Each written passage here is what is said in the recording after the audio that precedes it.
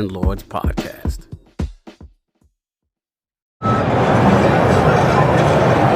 All right, and we are live. Iron Lord Podcast, lordsofgaming.net, Lord Cognito here. And who are these two fine gentlemen in the realm today?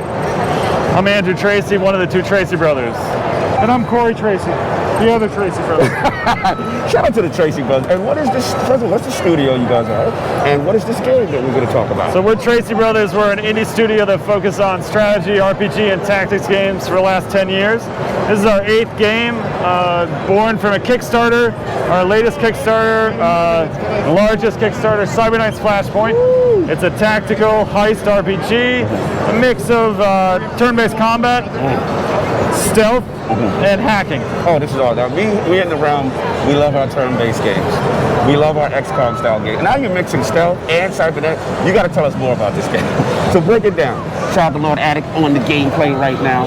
So we have, what's going on here? Just give us a basic premise, gameplay loop. I got our attack points, and I see some sneaking stuff going on. Just give us an overview of what's going on right here. So we're in the middle of a mission where things have gone wrong. Our main man, Hemlock, is imprisoned in this cell over here, and we've got to get him out. There's a guard in our way, and once we can get him out, we can start making our way back to the exit, where we know our friend Rhino's waiting. Gotcha. So we're going to sneak around, get an advantageous position on the guard, get Hemlock out of that cell, and figure out a plan to get through the rest of this corporate facility. So now I'm assuming in this kind of phase, this is almost like a stealth phase, we're not detected yet, kind of a deal? That's correct. Okay, so what I'm seeing right now, looking like our camera light right now is kind of patrolling in a patrol phone. Now, my question is, in this stealth mode, if you take down enemies in this mode, is this a situation where we can remain in stealth? Absolutely. Okay, awesome. Okay. There's two kinds of AI. There's the guard. Each guard has an artificial intelligence and a knowledge. And then the overall security system gets information from the cameras and the guards on the radio, but only at the end of the turn. Okay. So you could take out a guard, and if nobody sees you, nobody's the wiser. I see. That's what I like. I like the AI to do that, so I can maintain a stealth phase. And I think that's important. It's kind of rare, honestly, a lot of turn-based games. Usually once the engagement happens, at that point, stealth is over. Yeah, and we've worked on not only that, but even when you make some mistakes, it's pretty important to be able to get the cloak back up. Yes. So if you can hide some bodies, disintegrate some bodies, shut down some security, get to the terminal and hack something, you can quiet things back down again so you can get going. We got to stop you for a second. You said hide the bodies? We disintegrate the bodies. Okay. We have those mechanics in here? Yeah, so we're inspired by games like Metal Gear Solid that have those sort of pick up and hide the bodies mechanics. So he's dropped a guard here. You can see he killed the first guard in the room. There aren't any other guards around, so right now that's not a big deal. But in a couple of turns, somebody's going to say, where did Bob go? Gotcha. And they're going to start looking for him. So you either need to make sure they don't find him, move quick enough that you're out of the zone, that it doesn't matter, or find another way to keep the things rolling. Gotcha, this is pretty awesome. Now, as far as we're saying right now, Addict's controlling one guy, she's their main character. Do you have the ability to gain more people in your party, or is it primarily the single-player turn-based stuff? It is a single-player game, but it's a squad game. So he is about to, if things go well, release the second character, who is the leader and the kind of super tactician behind the group. Awesome. He's got a quantum computer embedded in his spine, and has the ability to manipulate the initiative track and boost your squad members in ways that nobody else can. So you can get up to, most missions are averaging 3 or 4 characters at a time, but it can go up to 6, depending on the big boss and long extended missions. Right. Now, when you gain these characters, these are forever in your party, or just for the mission in itself, because we've freed people, we've helped people out? As an RPG, the focus is on you building out your squad both for character builds. So there's a multi-classing system. You have a sizable skill tree that you can design your exact powers from, but then all the characters get woven into the RPG story. So you're making choices. Does these choices impact anything? In this demo, the future impacts are only about dialogue lines that you have, to be honest. But throughout the game, it's an RPG, so absolutely, there's overarching stories, there's binary choices you have to make, there's pathing, there's different endings, and about half of the stories originate from inside your squad. Oh, okay. So the world wants stuff from you, but you have a group of misfits and malcontents and mercenaries on your hands, They need things. They want things. They have family trouble. They need help. So there's a lot. Yeah. We're trying to bring them alive by bringing them into the story, so they're not just warriors you're taking on the mission, but in a lot of cases they're the reason you're on the mission. Gotcha. You're trying to steal this medication to help Echo's kid brother who's real sick. Gotcha. And if you don't take this mission, Echo's gonna go try and steal it herself. And she'll be gone for 2 weeks, and you May need not come Echo. back. Echo ain't waiting around. Yeah, so you got to make that choice. Like, who am I willing to sacrifice? Who am I willing to put it on the line for? Love it. I love the dynamic nature of it, the emergent gameplay. It sounds very cool. I guess my question is, now you're really stressing RPG level mechanics. Now, is there like another top layer? Is there a skill tree? Are we going that route? Absolutely. Yeah, there's a big, in the flyer we could show you, every class has a sizable skill tree to work your way through. You pick mechanics and then you pick boosts on those mechanics. So he has an ability, it does something, but he can have 5 or 6 more upgrades to it to make it longer range, hit harder, last longer. And then on top of it, there's an overarching strategy layer in your safe house. So you've got a network of That was my next question. smugglers, corrupt corporate arms dealers, cops, people that you're bribing, people that you're doing favors for, missions for. So one of the big things that we've based this off is tabletop RPGs. Okay, nice. And that before you go on a mission, like in a heist world, if you think of a heist movie, you never just like, oh, going on a heist. Everybody, Go to the bank. Go to the bank. everybody in the van, let's go to the bank. So we focus a lot on the legwork in advance. You're going to bribe some people. You're going to find out what cop's on duty that night. Can I talk to him? Can I make sure the reinforcements are a little slow? Gotcha. What's the getaway plan? What's the getaway What's the plan? backup plan? Where are we going to hide out? You look like you got a question. What's going on? So, a couple of questions. Yeah. One is all the characters' names. You can name them. Oh, we can name them? You can name you can them. name them, for sure. Customize that kind of- Any form of permadeath, like on a different difficulty. We have a lot of difficulties. We love difficulty as a studio, so yes, your characters can go down permanently. We're pretty gentle in the demo, I think. So, as far as like gameplay mechanics, I noticed that he's a little bit more long range than she is. Could you convert him to something else, or is they usually go the way they're supposed to? No, you're mixing your class, the weapon choices you have, so he can switch to a shotgun, shotgun. That shotgun up. Let's see. So he's now much shorter range, louder, right? So you're then modding your weapons. You can put silencers on weapons. You can put extra barrel attachments. Just to clarify, this is they might hear you. This is they will hear you. Right? This is just range of the gun. Of gun. Oh, okay, gotcha. The range of the hearing right now is not visually displayed. Gotcha. Shotguns are loud, so most of the people in the level are going to hear you if you shoot that shotgun. Figured for our viewers online. Yeah, Look at absolutely. some more action going. You can build a lot of different styles. That door there, that blue panel is your next go-to. Awesome. This is really So cool. you have the ability to customize them in so many ways, including, since it's 2231, really cool cyberware.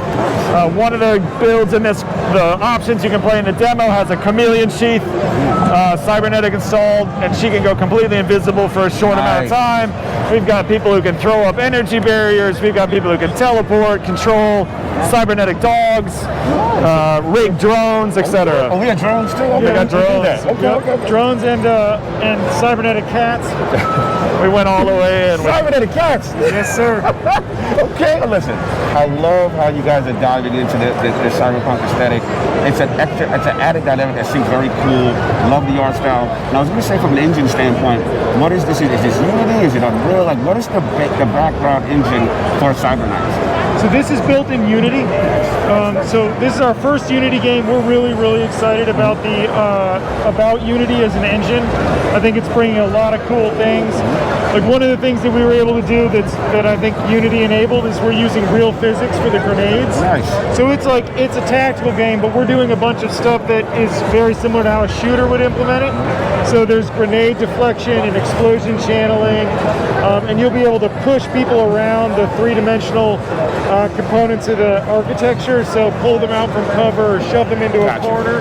What's your question, Alex? Quick question. I noticed that these said I have security AI in my head. Are they reporting that that he's not talking to them? That is correct. And he's just patrolling because he didn't say that. The security AI, which is an overarching enemy for you, has detected that a guard didn't check in Okay. after a number of turns. So Got it. now, So he's So they're sorry. going to go in here regardless. Yeah, they're So going to head that direction. I Yes. would be better just to stay here. So it is a heist. It can't be a pitched battle. You actually need to get out of here. So you do need to go up there. You have to cut your way through or sneak your way past. But the security AI gets a report, a missing body. It picks a guard it wants to go. The rest of them are currently, it looks like it's that guy. Yep. Here it comes. Okay. The rest of them are still doing their regular patrol thing until they either hear something, get shot, or get an order from the security AI. the AI is sort of it's on a threshold. So if one guard's missing, it's like, okay, Bob hasn't checked in. Well, you go check and see what Right. he's doing. Got it. Now, if 7 guards go missing in that back room, it's going to send everybody it can find. Right. At that point, it's code red. Yep.